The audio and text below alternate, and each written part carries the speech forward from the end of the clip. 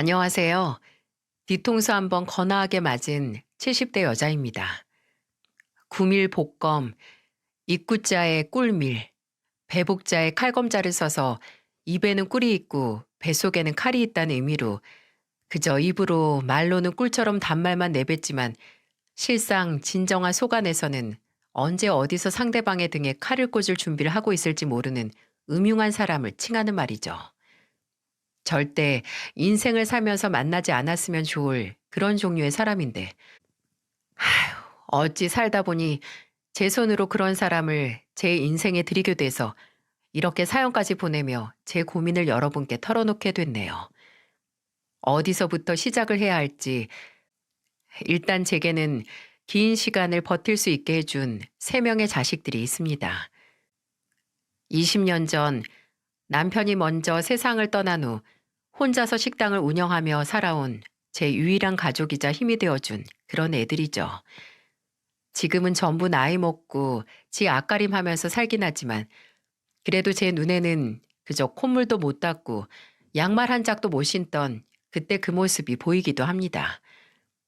아마 그런 마음 때문에 이런 일이 시작된 게 아닌가 싶어요.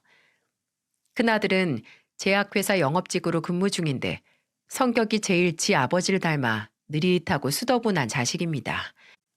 학생 때부터 제가 하는 연탄 불고기 집에 자주 와서 행여 제가 일하다가 연탄불에 다치기라도 할까 오면 교복 입은 채로 제일 먼저 불 옮기는 일부터 하곤 했죠. 그리고 둘째 아들은 제일 조용하고 속이 깊은데 회사 다니다가 지금은 지 친구랑 스타트업인지 뭔지 사무실 하나 차려서 일하고 있죠. 그리고 우리 막내딸, 조용한 우리 집에서 유일하게 말 많고 그래서 활기를 살려주는 우리 예쁜 막내딸은 성격이 저랑 똑 닮아서 호불호가 강한 그런 성격인데 현재 도서관에서 근무를 하고 있습니다. 고슴도치 마냥 제 자식들이라서 하는 말이지만 어디 내놔도 뭐 하나 빠지는 것 없고 부끄러울 것 없지만 그래도 부모 마음이 자식들만 보면 그렇게 뭐가 부족한지가 먼저 보이잖아요. 내 자식에게 당장 뭐가 필요하다.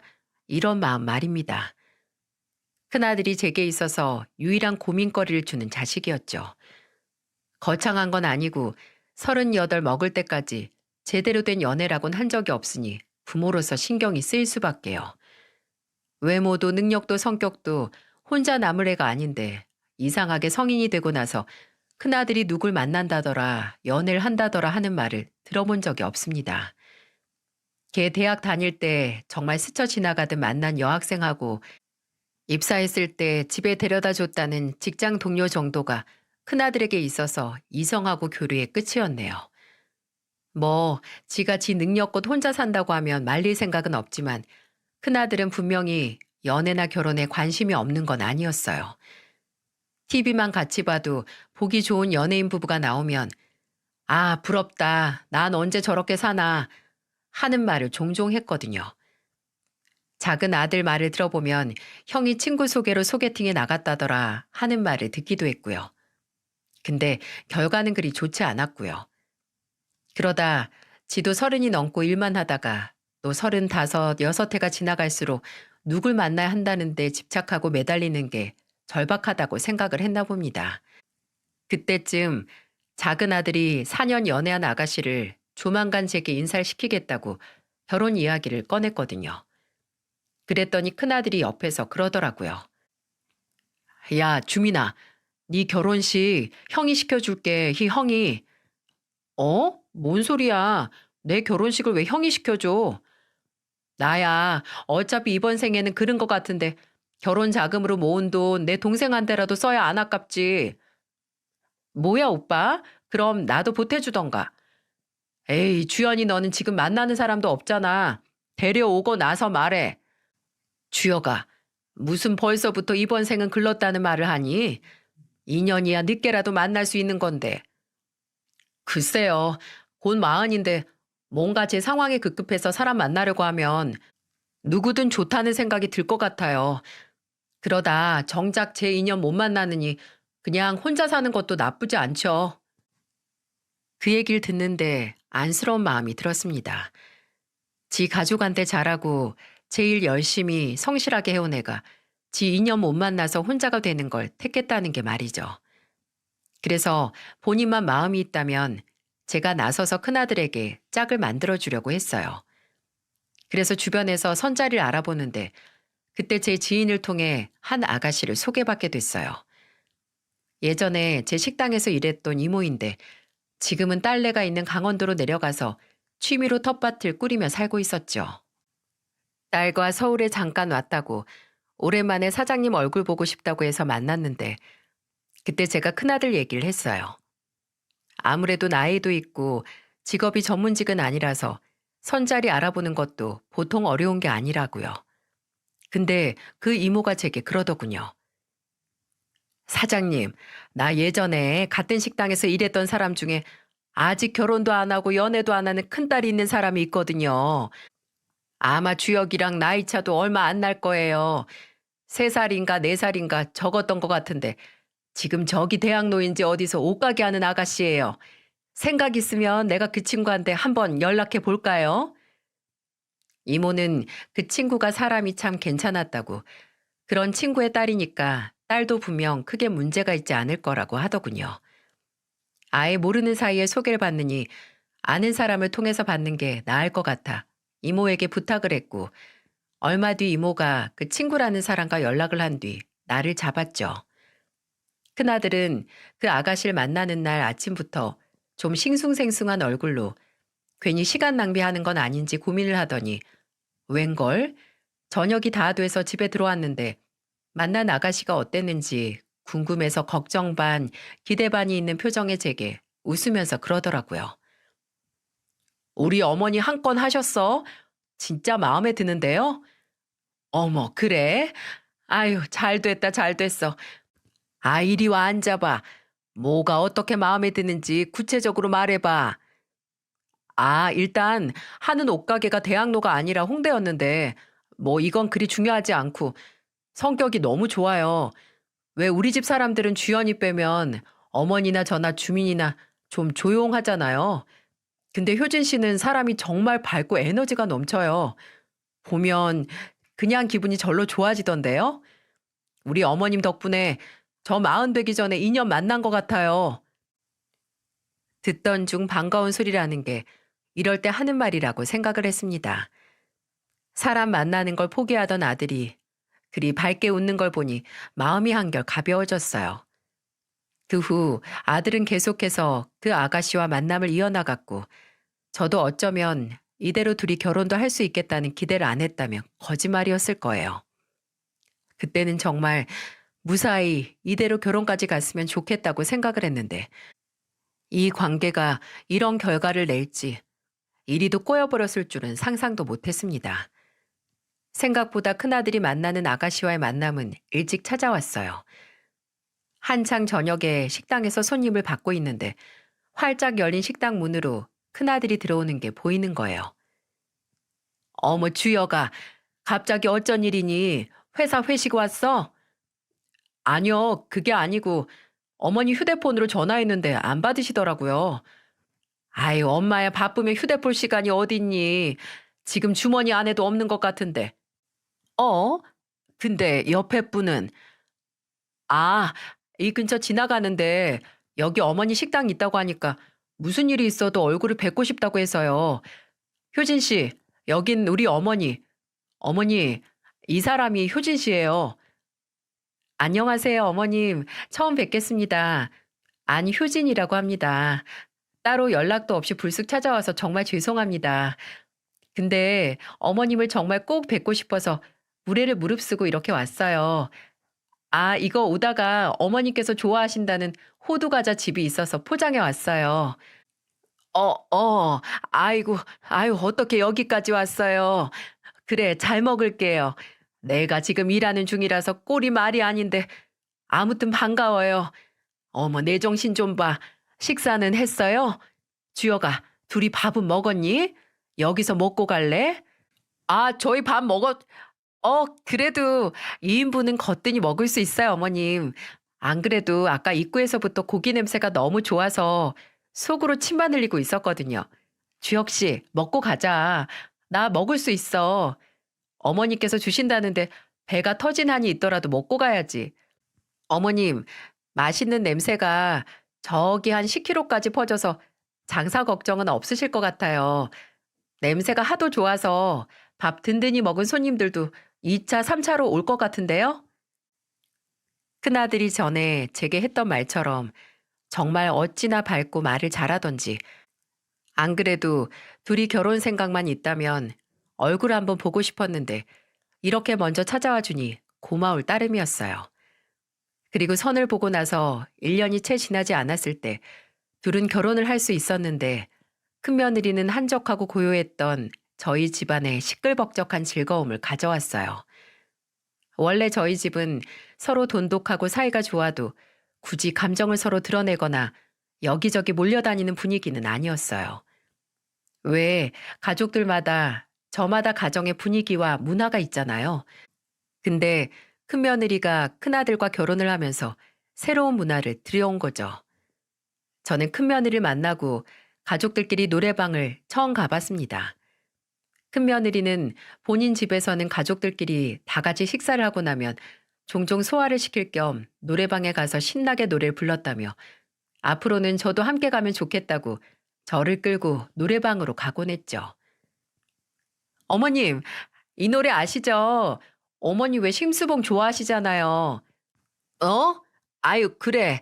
알지. 알긴 아는데. 그럼 저랑 듀엣으로 불러요, 어머님. 비가 오면 생각나는 그 사람.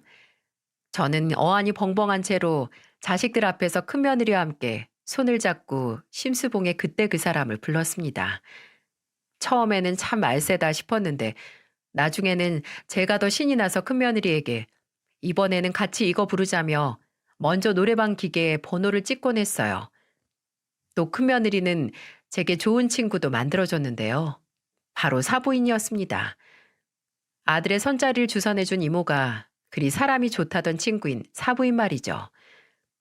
큰며느리는 결혼 후 얼마 안 가서 하던 옷가게를 좋은 조건에 인수하겠다는 사람이 나타났다고 가게를 처분했거든요.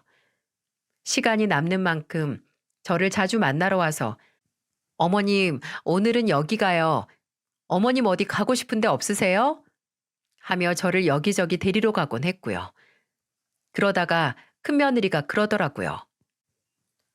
어머님, 다음에는 저희 어머니도 같이 만나면 안 돼요? 아유, 안 될 게 뭐 있어. 다 같이 만나면 좋지. 나도 사부인 안 뵌 지 오래돼서 한 번 만나서 식사라도 대접하면 어떨까 했는데. 잘 됐다. 안 그래도 요즘 어머님하고 데이트하는 건 너무 좋은데 왠지 저희 어머니한테 괜히 죄송했거든요. 더 생각도 나고. 그래, 그럴 만도 하지. 그럴 게 아니라 사부인 모시고 모녀끼리 오붓하게 시간 좀 가져. 시어머니는 신경 쓰지 말고. 아니에요. 저는 어머님이랑 저희 어머니랑 이렇게 셋이서 오붓하게 시간 보내고 싶은데요. 그리고 두 분도 이 김에 친해지시면 좋잖아요. 어머님 댁이랑 제 친정이랑 거리도 가깝고 그리고 두 분이 나이도 비슷하시잖아요. 시간이 갈수록 사람 사귀는 게 힘든데 기회가 닿는 대로 친구 사귀면 좋죠. 큰며느리는 저와 그리고 저보다 한 살 어린 사부인이 가까워졌으면 좋겠다고 하더군요. 뭐 기회가 있다면 나쁘지 않지만 아무리 그래도 사람이 생각이나 정서나 가치관 같은 게 웬만큼 맞지 않으면 나이 들어서 가까워지기 쉽지 않잖아요. 그래서 처음에는 큰며느리의 말에 반신반의했지만 큰며느리와 함께 셋이서 몇 번 만나면서 사부인과 제가 마음이 잘 맞는다는 걸 느낄 수 있었어요. 그렇게 생각한 건 자식을 키우는 부모로서의 가치관이 비슷하다는 걸 어렴풋이 알았을 때 확신을 할 수 있었죠. 큰며느리가 저와 사부인을 데리고 함께 찜질방에 간 날이었어요. 사우나 안에 있는데 큰며느리는 덥다고 밖에서 식혜랑 감식조 사서 기다리고 있겠다고 나가서 저와 사부인만 남아서 땀을 빼고 있었는데 그때 제가 사부인에게 말했어요. 효진이가 참 마음을 표현을 잘한다고. 저는 애들이 어렸을 때도 막내 빼고는 사랑한다는 말도 잘 안 했는데 효진이는 지금도 시어머니인 제게 사랑한다는 말을 참 잘한다고. 분명 사부인하고 사돈 어른께서 딸한테 사랑한다는 표현을 잘 했을 거라고 말이죠. 그랬더니 사부인은 수줍게 웃으며 이렇게 말했습니다. 그렇게 자주 말하진 않았고요. 그냥 효진이 제가 특히나 저희 집에서도 감성적인 부분이 있는 것 같아요. 근데 좋은 건 여기저기 잘 표현을 해도 안 좋은 감정은 어렸을 때부터 그렇게 쌓아두곤 했네요. 왜 안 좋은 감정일수록 그때그때 풀어야 나중에 큰 문제로 발전을 안 한다고 하잖아요. 어머, 그래요? 저는 전혀 몰랐네요. 확실히 효진이가 늘 좋은 말만 하긴 하죠. 아마 시간 지나면 사부인도 알게 되실 거예요. 저나 애 아빠나 효진이가 뭐든 쌓아두다가 폭발하는 그 성격 때문에 걱정이 많았으니까요. 그러니 사부인, 혹시 효진이가 무슨 실수를 하거나 또 사부인이나 사부인 가족분들께 무례를 저지르면 바로 말씀해 주세요. 다 어렸을 때 그 습관 못 고친 제 잘못이니까 제가 어떻게 해서든 바로잡도록 하겠습니다. 효진이가 지 행동에 책임지게 만들 테니 꼭 말씀해 주세요. 그 말을 들었을 때 부모로서 공감이 되더라고요. 저도 자식의 실수나 잘못을 그저 덮어두는 게 아니라 그때그때 책임을 지게 해야 한다는 생각이었거든요. 그래서 사부인께 알겠다고, 사부인께서도 만약 제 아들이 사부인 소중한 딸한테 잘못을 하거나 사부인과 사돈 어른께 실수를 하면 바로 알려달라고 했습니다. 제가 매타작을 해서라도 무릎 꿇고 사과를 하게 만든다고 말이죠. 근데 정작 몇 년 뒤 무릎을 꿇고 사과를 하게 된 건 제 아들이 아니라 큰며느리였네요. 결혼을 하고 5년 동안은 큰며느리에게 별다른 문제는 없었습니다. 제게는 여전히 사랑스럽고 귀여운 큰며느리였고 본인보다 반년 뒤에 결혼해서 식구가 된 작은 며느리에겐 때로는 든든한 형님이자 때로는 친구 같은 그런 존재였습니다. 큰며느리와 작은 며느리는 나이 차도 2살밖에 안 나서 둘이서 자주 붙어 다녔는데 저는 그게 그리 좋아 보이더라고요. 죽은 남편은 형제가 없어서 저도 형님이나 동서가 없이 혼자였거든요. 근데 동년배인 형님 동서끼리 붙어 다니니 비슷한 처지에 서로 할 말도 많고 위안도 받을 것 같아서 부럽기도 했습니다. 하지만 그렇게 집안의 빛을 잃지 않는 태양 같던 큰며느리에게도 먹구름이 생기던 때가 있었습니다. 큰며느리가 손주를 낳고 나서 2년 정도 지났을 때 심한 우울증에 걸렸었어요. 큰아들 말로는 일을 안 하던 사람도 아닌데 집에서 애만 보니 힘들어하는 것 같다고 하더군요. 또 자주 얼굴 보는 작은 며느리는 결혼 후에도 한창 회사 다니고 있으니 자신과 비교가 됐을 거라고요. 제게는 내색을 안 했지만 이때쯤 큰아들과 무척 자주 싸웠다고 하더군요. 그때는 제게 소중한 큰며느리였기에 시어머니로서 뭐든 해주고 싶더라고요. 그래서 저는 큰아들에게 큰며느리가 하고 싶은 일이 있는지 알아오라고 했습니다. 그리고 뭐든 제가 지원을 해주겠다고 했죠. 나중에 큰아들이 와서 큰며느리가 프랜차이즈 카페를 해보고 싶다는 얘기를 했다고 해서 그럼 그 분점을 내는 비용을 제가 부담할 테니까 큰며느리에게는 내가 줬다는 말 하지 말고 네가 따로 모아둔 돈인 척 하라고 했어요. 큰며느리는 분명 제 도움이었다면 마다했을 것 같았거든요. 그렇게 큰며느리는 새롭게 일을 시작하면서 조금씩 잃어가던 삶의 활기를 찾아갔어요. 제가 원래는 다 큰 자식들에게 이런 도움을 주는 사람이 아닌데 아마 그만큼 큰며느리가 예뻐서 할 수 있었던 거겠죠. 그때는 그랬습니다. 어쩌면 제게 사랑한다는 말을 아낌없이 하고 제 앞에서는 언젠가 얼굴에 그림자 하나 없이 웃기만 하는 며느리가 자식들보다도 더 애틋했을지도 몰라요. 그래서 그 웃음만 있던 얼굴 아래 어떤 표정이 숨겨져 있었는지 그 진실을 알았을 때 받은 충격이 어마어마했던 거겠죠. 큰며느리가 제 가족이 된 지 6년이 지났을 때 제게 청천벽력 같은 소식이 들려왔습니다. 제가 폐암이라네요.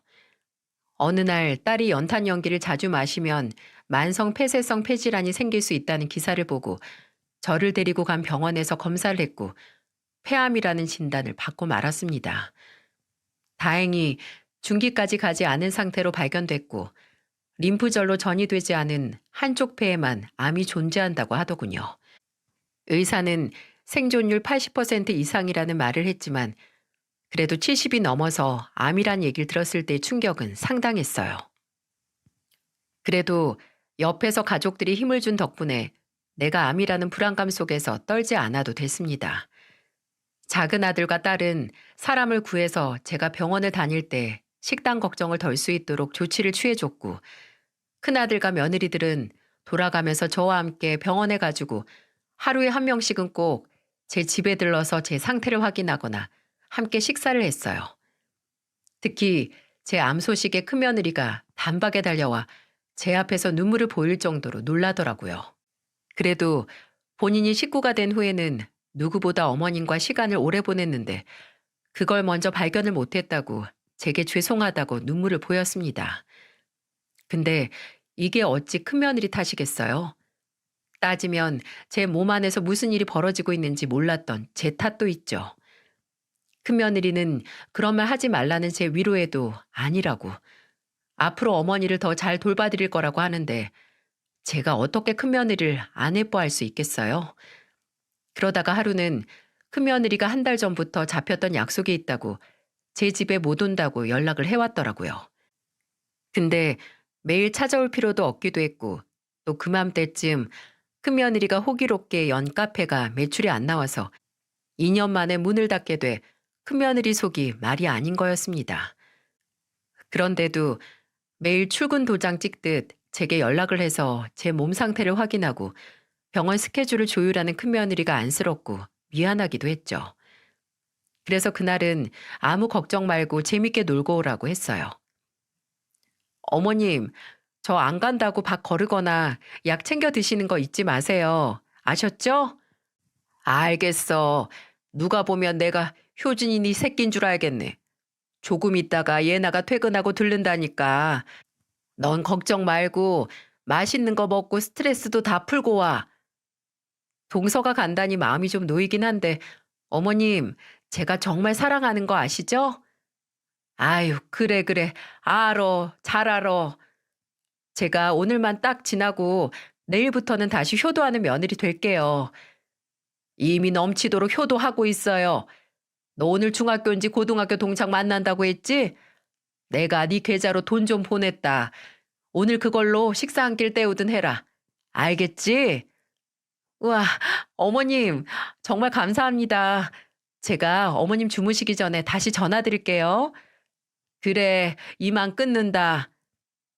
그렇게 말하고 저는 휴대폰을 식탁 위에 놓고 읽던 신문을 집어 펼치는데 그때 혹시 여러분은 통화를 하다가 끊었을 때 내 쪽에서나 상대방 쪽에서 전화가 끊기지 않아서 통화가 계속되고 있었던 경험 있으신가요? 다시 신문을 읽다가 얼마 안 있어서 뭔가 사람 말소리 같은 게 아주 미세하게 들리기 시작했고 무슨 일인지 싶어서 소리의 근원지를 찾다가 소리가 흘러나오고 있는 휴대폰을 들어 제 귀 가까이 댔을 때 저는 얼마 안 있어서 충격에 몸이 굳을 수밖에 없었습니다. 휴대폰에는 아직도 큰며느리와 통화 중이라는 화면이 찍혀 있었고 아무래도 이 사실을 모르는 큰며느리는 계속해서 같이 있는 사람에게 말을 하고 있더라고요. 아우, 진짜 명줄이 겁나게 길어. 나는 또 암이라길래 혹시나 하고 기대했는데 이건 뭐 암이고 뭐고 벽에 아주 똥칠할 때까지 살 것 같다니까. 야, 너 아무리 그래도 네 시어머니 욕 너무한다. 뭐 언젠 애틋해서 좋아 죽으려고 하더니. 다 가식이고 말뿐인 거지. 너도 회사 생활하면서 그러잖아. 나도 시댁만 가면 회사 생활이나 다름없어. 제가 대체 무슨 얘기를 들은 건지 모르겠더라고요. 멍하니 휴대폰으로 아주 작게 들려오는 대화 소리를 듣고 있었는데 또렷하게 큰며느리의 목소리가 또다시 이런 말을 내뱉었습니다. 야, 아무리 그래도 며느리 가게가 망했는데 어떻게 땡전 한 푼 안 줄 수 있냐? 아, 내가 진짜 더럽고 치사해서 이렇게 붙어서 아양 떨고 가식이랑 가식 다 떨고 있는데도 나중에 재산 20억 중에 뭐 하나 떨어지는 거 없어 봐. 내가 아주 지옥 끝까지라도 쫓아가서 받아낸다. 그 말을 듣고 더 이상 그 대화 내용을 들을 수가 없더라고요. 발끝 손끝이 차갑게 굳어가는 것 같은 느낌에 놀라서 제가 먼저 통화를 종료할 수밖에 없었습니다. 그리고 한동안은 멍하니 있었어요.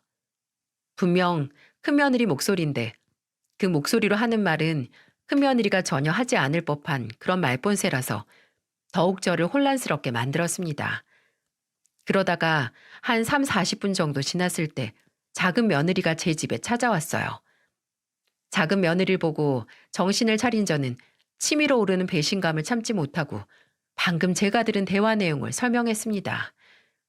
의아해하던 작은 며느리의 표정은 어느 순간 딱딱하게 굳어서 어두워졌고 설명을 다 끝낸 저는 울분을 토해냈습니다. 이게 말이 되니?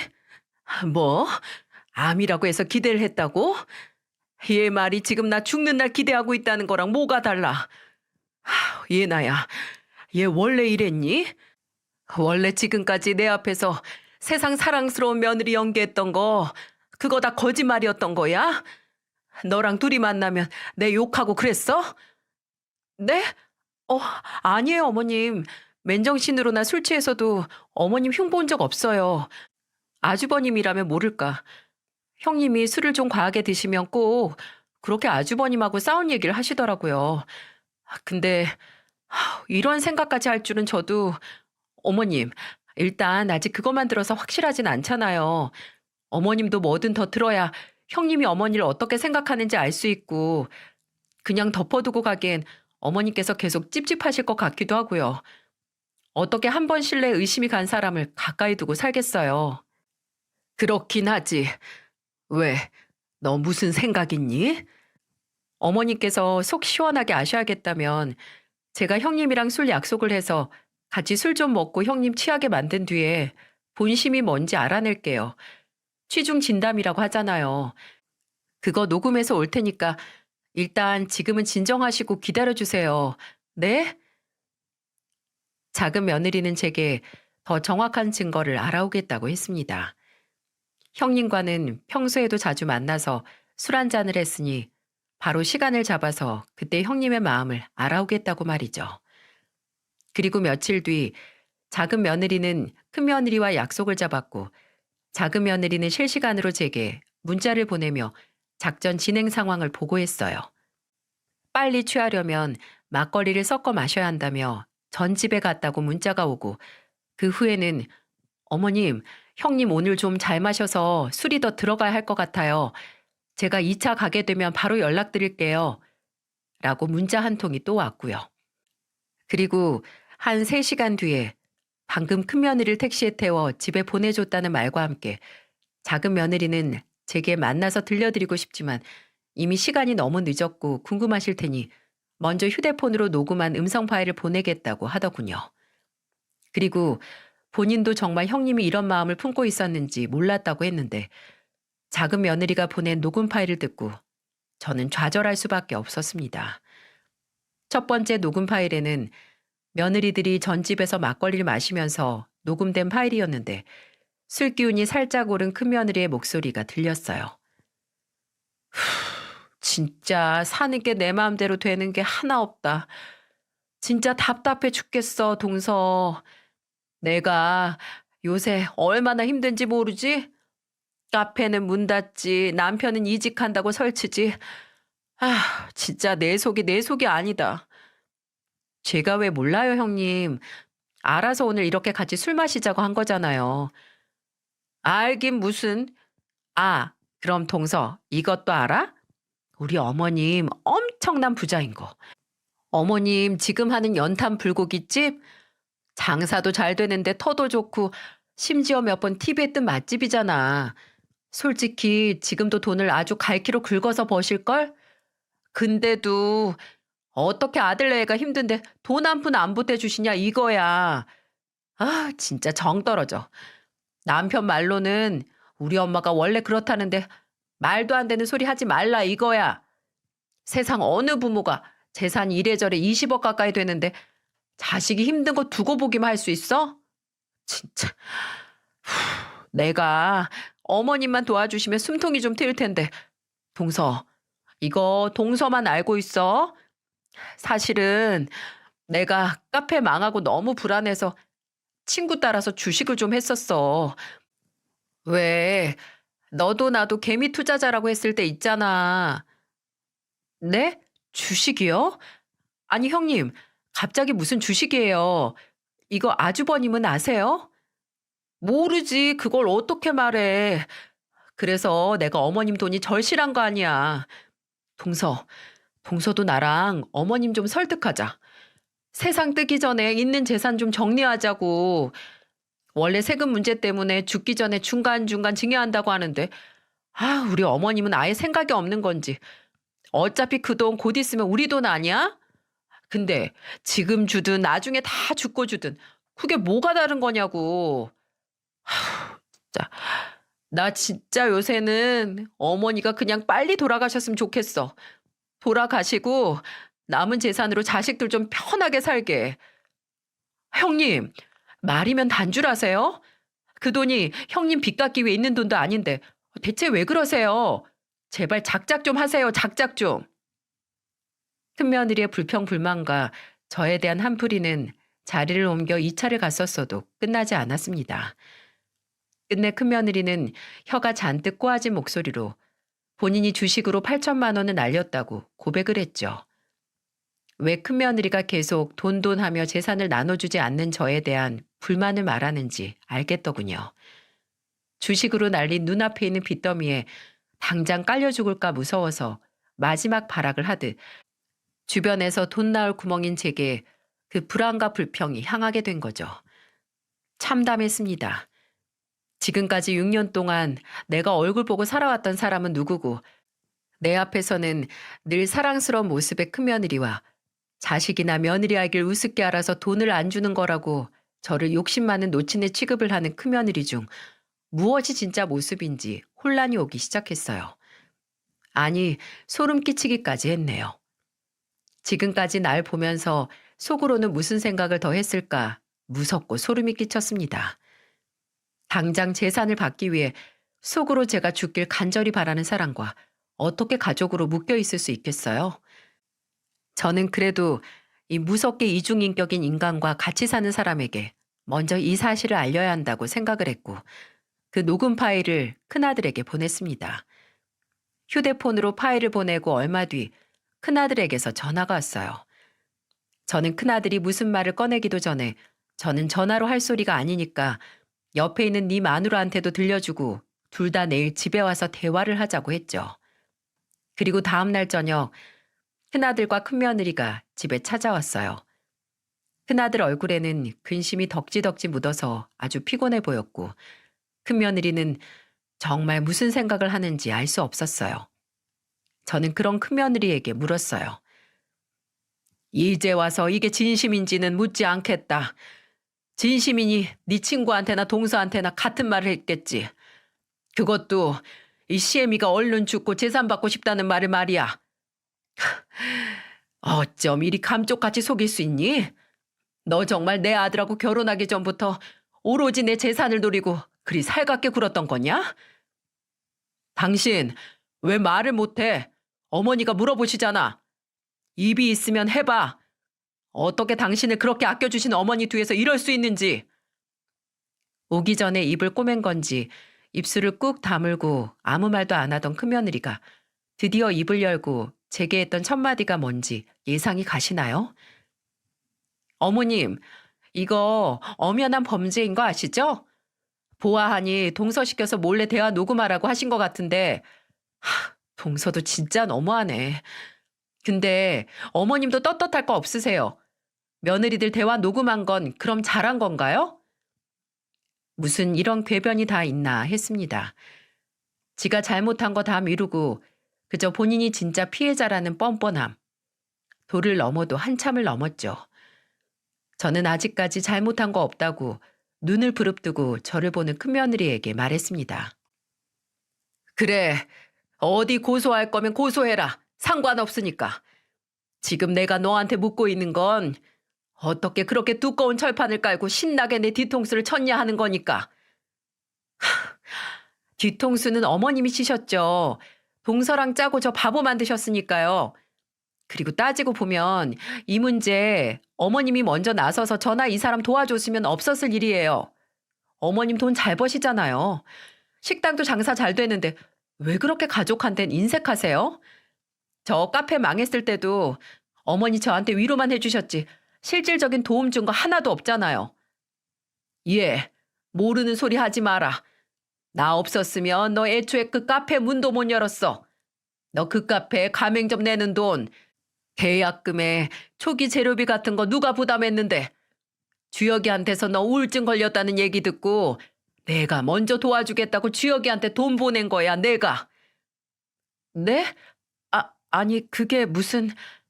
그리고 네 말대로 어디 한번 따져보자. 내가 물심양면으로 도와준 가게 망하게 했으면 부끄러운 줄 알아야지. 다 됐다. 다 필요 없어. 나를 그저 언젠가 콩고물 떨어질 그림의 떡인 줄 생각했다면 끝까지 너한테는 그림의 떡으로 남아주마. 어머니, 솔직히 제가 뒤에서 어머님 욕을 한 건 사실인데요. 그렇다고 직접 뭘 한 건 아니잖아요. 뒷얘기만 했지.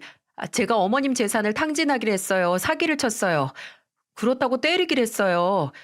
어머님 지금 너무 오버한다고 생각 안 하세요? 예. 나는 그런 것들보다 네가 더 무서워, 네가.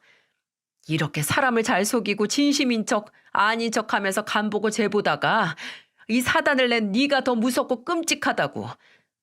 너 똑똑히 알아둬라. 네가 당장 해결해야 할 돈 문제가 생겼으면 뒤에서 호박씨나 까면서 나 죽는 날 기다리는 게 아니라 와서 도와달라고 싹싹 비는 게 우선인 거야. 안 되겠다. 너 반성할 생각 하나 없으면 나가. 너희들이 어떻게 헤어지든 말든 이제 상관없으니까 당장 내 집에서 나가라고. 끝까지 변명해 남 탓을 하는 며느리의 모습에 이성이 날아갔습니다. 저는 소리를 지르면서 큰며느리에게 나가라고 고함을 질렀고 끝까지 안 나가고 버티던 큰며느리를 끝내 큰아들이 붙들고 끌어내듯 집 밖으로 내보냈어요. 큰아들은 끝까지 용서를 구하는 말 하나 없이 남 탓과 변명만 하던 큰며느리에게 끝내 이혼이라는 두 글자를 말했고 그렇게 큰며느리를 친정으로 보냈죠. 큰아들이 큰며느리를 친정으로 보냈다는 얘기를 듣고 저는 불현듯 사부인이 제게 했던 말이 떠올랐습니다. 부디 본인의 딸이 저나 제 가족에게 무례를 범한다면 알려달라고 했던 그 말을 말입니다. 저는 사부인에게 녹음 파일을 보냈고 바로 문자로 사부인의 큰딸이 제가 언제 죽나 기도를 하고 있었습니다. 라고 보냈습니다. 친정에 도착한 큰며느리가 본인의 죄에 대한 책임을 질 수 있게 말이죠. 그 문자를 제가 큰며느리를 내쫓은 다음 날 오전에 보냈는데 그날 저녁에 사부인에게서 전화가 오더라고요. 사부인은 다 쉰 목소리로 제게 말했습니다. 사부인, 아이고 제가 입이 10개라도 당장 사부인께 드릴 말씀이 없습니다. 정말 죄송하다는 말씀도 지금 사부인께 드리기에 너무나 가볍게만 느껴져서 섣부르게 할 수가 없습니다. 사부인께서 저희 효진이를 얼마나 예뻐하셨는지 얼마나 아끼셨는지 알아서 더욱 죄송합니다.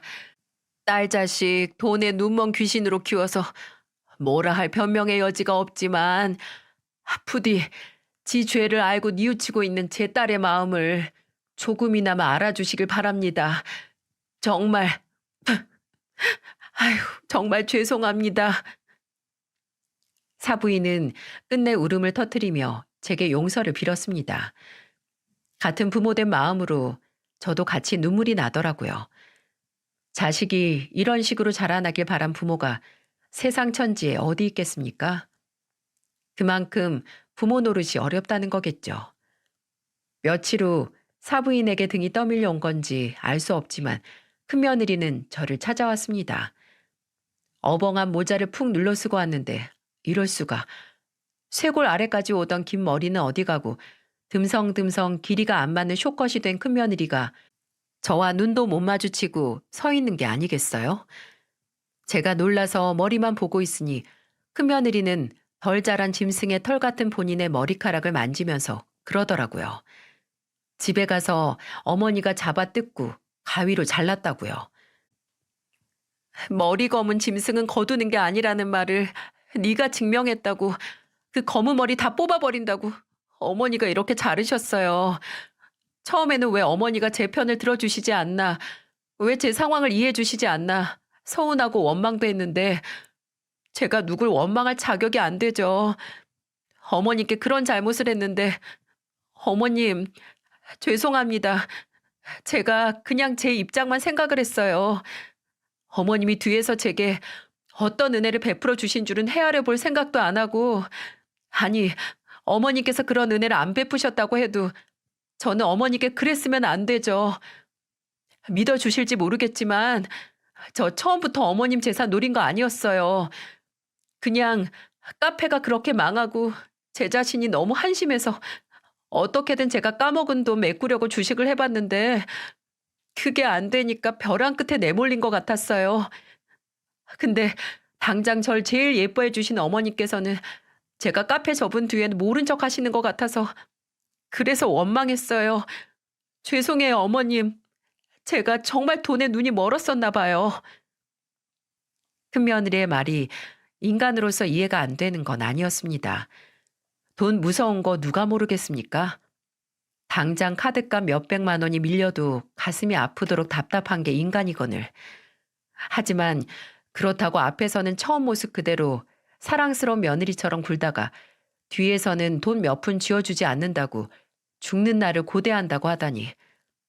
큰며느리의 두 가지 모습에 질린 마음은 쉽게 사라지지 않았네요. 저는 말을 마치고 입술을 짓씹으며 울음을 참는 큰며느리에게 그동안 자식들에게도 말하지 않았던 비밀을 말했습니다. 내가 너희 선보기도 전에 경기도에 땅을 하나 샀어. 나도 너처럼 투자를 한 거지. 그리고 기섭이 초등학교 들어가면 거기 땅 팔아서 너희 주려고 했다. 아무래도 애가 크면 들어가는 돈이 배는 많아지니까 이건 주혁이도 모르는 일이고 나는 아무 생각 없이 식당하면서 돈만 모은 거 아니야. 내 자식들이 내가 번 돈으로 조금이나마 이 험난한 세상을 편하게 살길 바라지만 그렇다고 처음부터 내 돈으로 편한 인생만 사는 거 원치 않아서 정말 힘들고 어려울 때를 대비해서 그렇게 여기저기 투자를 하고 돈을 모으고 있던 거였어. 근데 넌 나를 죽기 직전까지 돈 손에서 안 놓는 지독한 노인네로 만들었어. 그거 아니? 알아요, 어머니. 정말, 정말 죄송해요. 이건 도무지 그저 죄송할 일로 끝날 일이 아니구나. 내가 널 정말 믿고 사랑한 만큼 실망감이 커서 그래. 언제 너를 용서하게 될지 모르겠지만 그게 그리 이르게 오진 않을 것 같구나. 제 마지막 말에 큰며느리는 오열을 했습니다. 저 말은 진심이었어요. 정말 큰며느리를 사랑하고 아낀 만큼 제 가슴에 구멍이 뻥하고 뚫려버렸거든요. 그리고 그건 큰아들도 마찬가지였고요. 제가 용서하고 자시고 의미가 있을까 하고 생각을 한 게 그날 이후 큰아들은 이미 큰며느리와의 이혼을 준비하고 있었습니다. 제가 그래도 애가 있는데 조금 더 생각을 해보라고 했지만 큰아들은 더 생각할 필요가 없는 문제라고 단호하게 말하더라고요. 어머니, 돈 때문에 어머니가 언제 죽을지 날짜 세고 있던 애예요. 근데 어떻게 그런 인간이랑 제가 같이 살아요? 절대 못 살아요. 기섭이를 제가 혼자 키우는 한이 있더라도 저 그 사람 용서 못 해요. 그리고 큰아들은 이전에도 큰며느리가 크고 작은 잘못을 하면 모든 남의 탓을 해왔다고 말했습니다.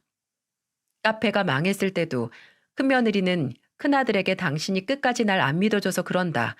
나를 믿어줬으면 어디서 대출이라도 당겨와서 나를 도와줘야 하는 거 아니냐고 따졌다네요. 그 후에 큰아들이 이직을 준비하고 싶다고 했을 때는 당신은 나를 안 믿어주고 응원도 안 해줬는데 나도 해주기 싫다고 이직 자체를 반대했다고 합니다. 아무래도 큰아들은 저보다도 더 오래 큰며느리의 변명과 남 탓하는 나쁜 습관에 당해온 것 같더군요.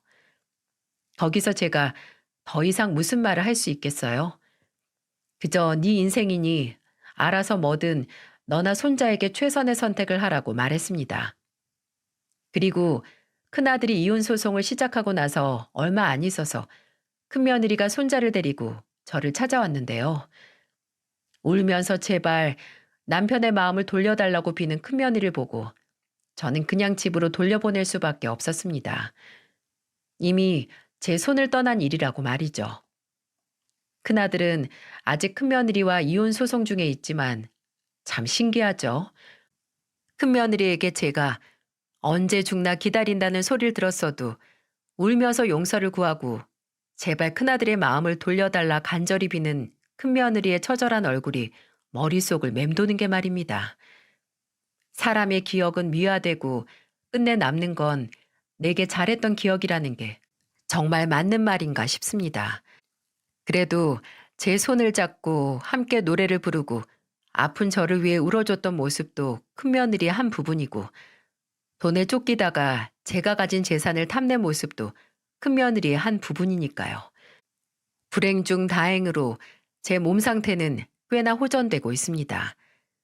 지금까지 있었던 충격적인 일에서 받은 스트레스가 있었음에도 아직 완치까진 아니지만 걱정할 만큼의 시기는 무사히 넘길 수 있었네요. 하지만 큰며느리에 대한 제 마음은 그냥 넘길 수가 없었어요. 지금도 하루에 몇 번씩 그 아이를 용서해야 하나 고민을 하고 있으니 말이죠. 지금 저는 작은 며느리의 도움으로 이 사연을 작성하고 있는데요. 작은 며느리는 제게 어머님 마음속에 형님을 용서하고 싶은 마음이 있어서 사연을 보낼 마음을 먹은 건 아니냐고 하더군요. 작은 며느리는 아주버님과 이혼과는 별개로 같이 오랫동안 좋은 기억을 공유했던 사람 대 사람으로서 어머님께서 형님을 용서하고 싶으시다면 용서하는 게 맞는 일 같다고 지금 사연을 마무리하면서 제 마음을 위로해주고 있습니다. 납득은 가지만 왜 이리 마음이 갈팡질팡하는지 만약 여러분이 제 입장이라면 여러분은 어떤 선택을 하실 것 같나요? 큰아들과 큰며느리의 이혼 소송이 마무리되어 가고 있지만 저는 아직 제 마음을 제대로 결정하지 못했습니다. 그래서 이렇게 사연 튜브에 사연을 보내 여러 가지 의견을 듣고 참고해서 제 마음의 방향을 정하려고 해요. 이야기를 끝까지 들어주셔서 감사합니다. 부디 많은 분들께서 제게 조언과 응원을 해주셨으면 더할 나위 없이 좋겠습니다.